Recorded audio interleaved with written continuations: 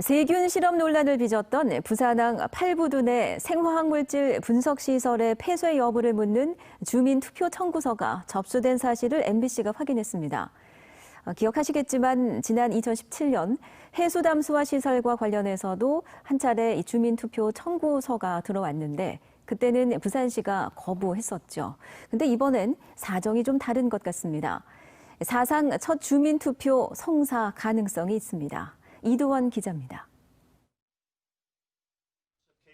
부산항 8부두 미 해군 부대 분석실, 각종 생화학 분석 장비가 즐비합니다.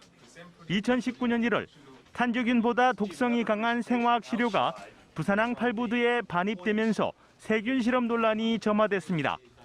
당시 미군은 어떤 생화학 시료도 반입하지 않겠다고 약속했지만 지난 2일 8부두 내에서 장시간 사이렌이 울리는 소동이 빚어지면서 생화학 분석실과 관련된 문제가 아닌지 주민들의 불안감이 폭발했습니다. 주민들은 결국 행정 절차에 돌입했습니다. 관련 시민단체가 지난 18일 주민투표법에 따른 청구인 대표자 증명서 교부 신청서를 부산시에 제출했습니다.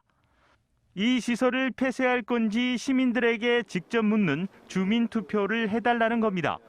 부산 지역의 주민투표는 지난 2017년 해수 담수와 수돗물 공급 찬반과 관련해 처음 청구됐는데 당시 부산시는 국가사무라는 이유로 거부해 공식 주민투표가 이루어지지 못했습니다. 주민투표법 7조에는 투표 대상이 주민에게 과도한 부담을 주거나 중대한 영향을 미치는 지자체의 주요 결정사항이라고 나와 있습니다. 해수 담수와 공급 찬반 때처럼 지자체 결정사항이 아니라는 결정이 나올 수도 있지만 주민들은 지방자치법 구조에 질병의 예방과 방역이 지자체의 사무라는 조항을 들었습니다. 투표 청구가 거부될 경우 자체 투표도 불사하겠다는 입장입니다. 작은 바이러스가 지금 우리 큰 고통을 받고 있음에도 불구하고 만약에 세균이 사람이 하는 일이라 실수로 약간만 누출된다 하더라도 전 시민, 전 국민이 생명권과 부산시는 정부 유권 해석을 검토해 주민투표 여부를 결정할 계획인데 다음 달쯤 결론이 날 전망입니다.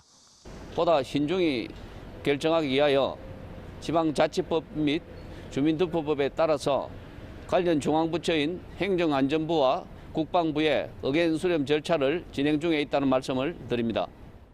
부산시가 청구인 대표자 증명서를 교부한다는 결정을 내리게 되면 부산의 19살 이상 성인의 20분의 1, 약 14만 6천 명의 서명으로 투표 개시가 가능합니다.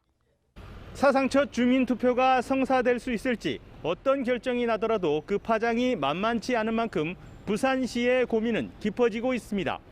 MBC 뉴스 이두원입니다.